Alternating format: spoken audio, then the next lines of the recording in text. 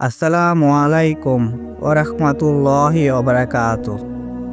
প্রতিটি সৃষ্টিকে একসময় মৃত্যুর স্বাদ গ্রহণ করতে হবে, এটি এক চরম সত্য।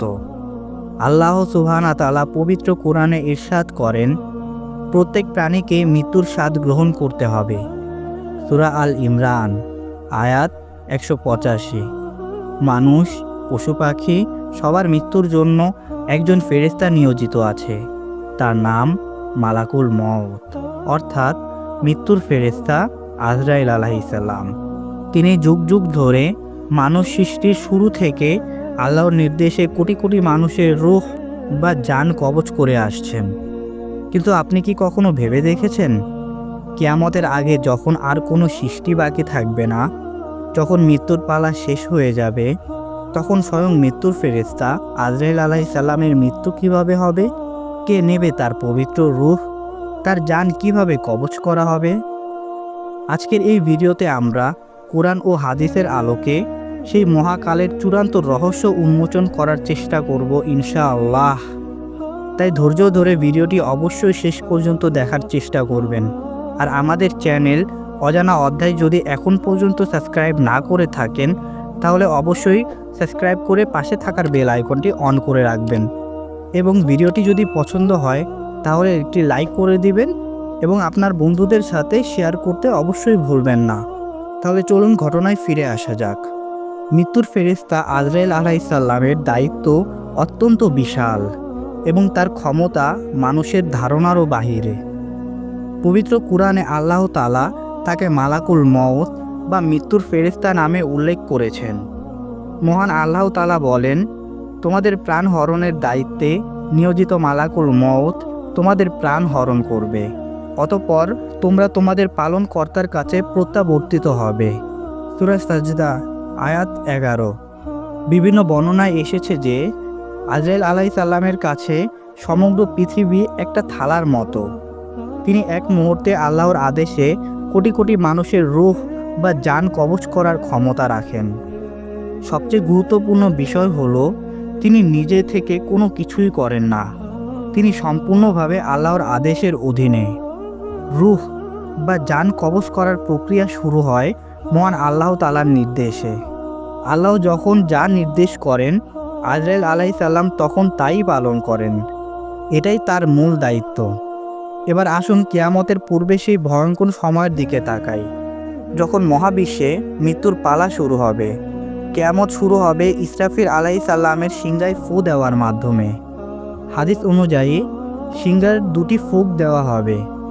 প্রথম ফুঁক দেওয়া হবে ধ্বংসাত্মক। এই ফুঁক দেওয়ার সঙ্গে সঙ্গে আল্লাহর ইচ্ছার ব্যতীত আকাশ ও পৃথিবীতে যা কিছু আছে সব কিছুই ধ্বংস হয়ে যাবে। আল্লাহ তাআলা পবিত্র কোরআনে বলেন, আর সিংহায় ফু দেওয়া হবে, ফলে আল্লাহ যাদের ইচ্ছা করেন তারা ছাড়া নবমণ্ডল ও ভূমণ্ডলের সবাই বেহুশ হয়ে পড়বে বা মৃত্যুবরণ করবে। সূরা জুমার আয়াত 68।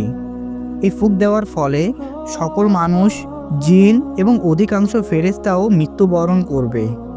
আজরাইল আলাইহিস সালাম তখন আল্লাহর আদেশে একে একে সব প্রাণীর রূহ বা জান কবজ করতে থাকবেন।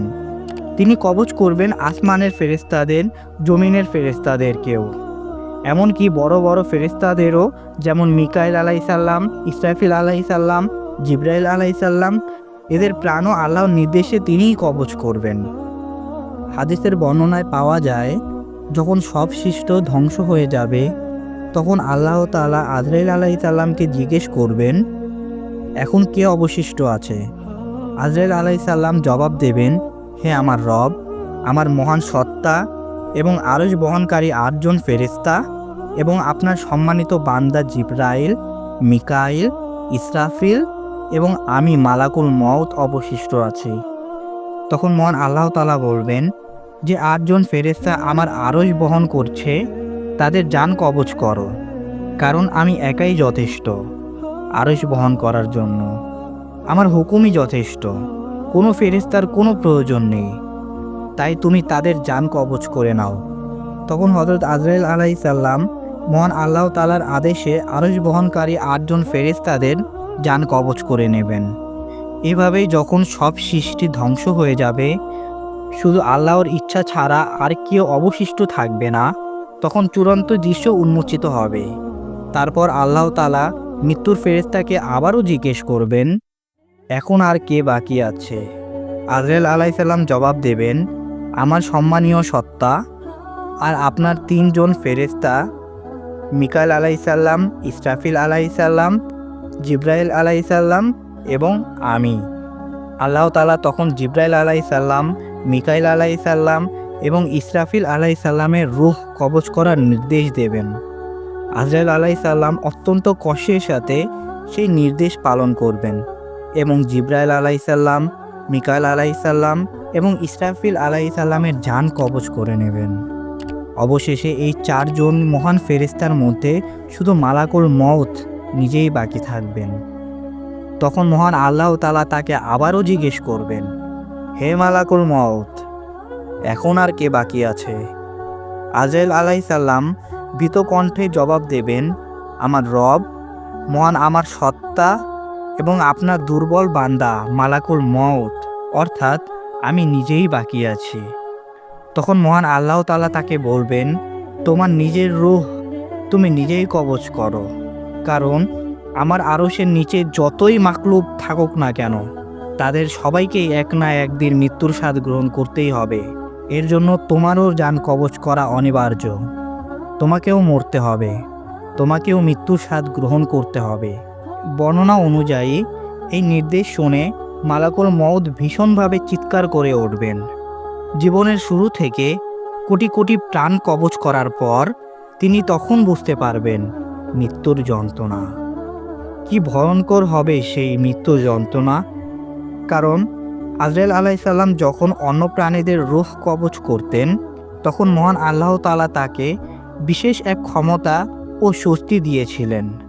কিন্তু নিজের রূহ কবজের সময় আল্লাহ তাআলা তাকে কোনো সহযোগিতা বা বিশেষ স্বস্তি দেবেন না। তিনি একা আল্লাহর নির্দেশ পালনকারী হিসেবে নিজের জীবনের শেষ মুহূর্ত উপনীত হবেন। এভাবে আল্লাহ তাআলার নির্দেশে আজরাইল আলাইসাল্লাম নিজের রূহ কবজ করবেন এবং পৃথিবীতে শুধু এক আল্লাহর সত্তাই অবশিষ্ট থাকবে। এরপর মহান আল্লাহ তাআলা জিজ্ঞেস করবেন, আজ রাজত্ব কার? কিন্তু উত্তর দেওয়ার মতো তখন কেউই থাকবে না। অতঃপর আল্লাহ নিজেই উত্তর দেবেন, একক মহাপ্রতাপশালী আল্লাহ। এই ঘটনা প্রমাণ করে যে জীবনের নিয়ন্ত্রণ, মৃত্যু এবং মহাবিশ্বের চূড়ান্ত ক্ষমতা একমাত্র আল্লাহ তাআলার হাতে। এমনকি মৃত্যুর ফেরেশতাও তার ক্ষমতার বাহিরে নয়। মৃত্যুর ফেরেশতাকেও একদিন মৃত্যুর স্বাদ গ্রহণ করতে হবে। এই পৃথিবীতে কেউই চিরস্থায়ী নয়। যখন মালাকুল মউতের মৃত্যুও অনিবার্য, তখন পৃথিবীর ক্ষণস্থায়ী জীবন নিয়ে অহংকার করা বা গাফেল থাকা মুমিনের কাজ নয়। আমাদের জীবন যেন নেক আমলে ভরে থাকে, যাতে মালাকুল মউত আমাদের কাছে জান্নাতের সুসংবাদ নিয়ে আসে। আসুন আমরা সবাই আল্লাহর কাছে উত্তম মৃত্যু এবং কিয়ামতের দিনের ভয়াবহতা থেকে পরিত্রাণ চাই। আল্লাহ তাআলা আমাদের সকলকেই পরিপূর্ণ ঈমানদার হিসেবে কবুল করুক। প্রিয় বন্ধুরা, আমি আপনাদেরকে জিব্রাইল আলাইসাল্লামের জান কবজ করার ঘটনাটি সংক্ষেপে বলার চেষ্টা করেছি। ভিডিওটি যদি ভালো লেগে থাকে তাহলে অবশ্যই একটি লাইক দিন এবং কমেন্ট করে আপনার মতামত জানান, এবং আপনাদের বন্ধুদের সাথেও এই ভিডিওটি শেয়ার করে দিন। এবং আমাদের অজানা অধ্যায় চ্যানেলটি এখনই সাবস্ক্রাইব করুন এবং আমাদের পাশে থাকার চেষ্টা করুন। আর আপনি আমাদের অজানা অধ্যায় চ্যানেলে যদি নতুন হয়ে থাকেন তাহলে অবশ্যই চ্যানেলটি সাবস্ক্রাইব করে রাখবেন। দেখা হবে অন্য কোনো ভিডিওতে। ততক্ষণ পর্যন্ত ভালো থাকুন, সুস্থ থাকুন। আসসালামু আলাইকুম ওয়া রাহমাতুল্লাহি ওয়া বারাকাতুহু।